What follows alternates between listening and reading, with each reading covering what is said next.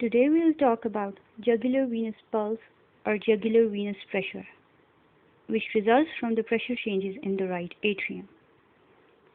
You can see here the right atrium of the heart, superior vena cava, the internal jugular vein, and the external jugular vein.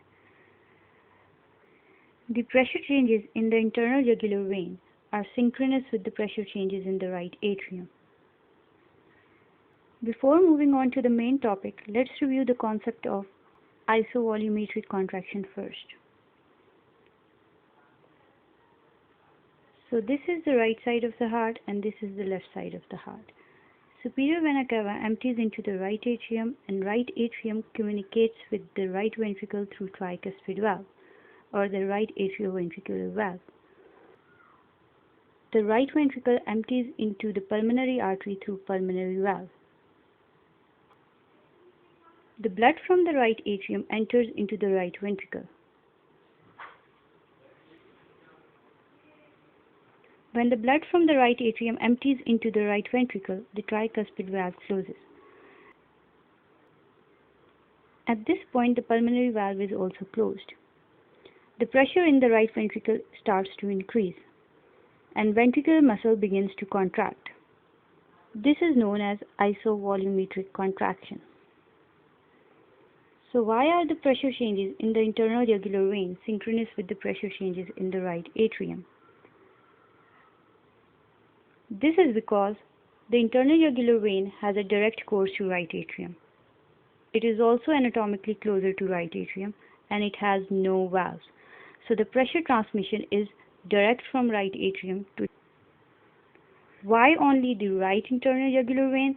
Because the right jugular vein extends in almost straight line to the superior vena cava, whereas the left brachiocephalic vein or the innominate vein is not in straight line with the superior vena cava.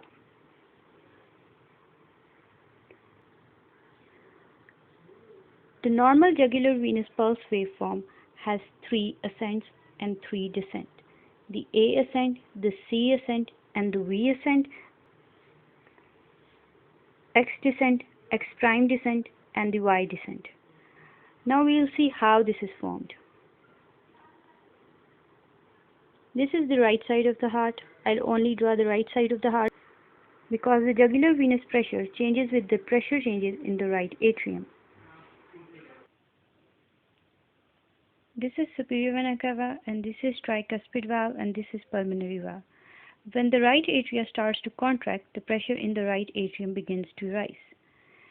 This is shown here as the A wave. Now the blood from the right atrium empties into the ventricle. The pressure in the right atrium starts to decrease. This is shown here as the X descent. After the blood from the right atrium empties into the right ventricle, the tricuspid valve is closed. At this point, the pulmonary valve is also closed. Pressure in the right ventricle rises, and the ventricular muscle starts to contract. This is known as isovolumetric contraction of the right ventricle. Due to this high pressure in the right ventricle, tricuspid valve bulges back into the right atrium. This causes a slight increase in pressure in the right atrium, shown here as the C wave. Now the pulmonary valve opens and blood empties into the pulmonary artery. This decreases the pressure in the right ventricle, and tricuspid valve comes back to its normal position. This is shown here as the X prime descent. Again, blood from the superior vena cava enters into the right atrium and pressure in the right atrium rises. This is shown here as the V ascent. Venous filling into the right atrium results in V ascent.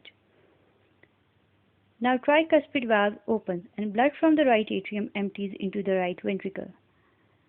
Note that this blood movement is passive, and the right atrium is not contracting at this point.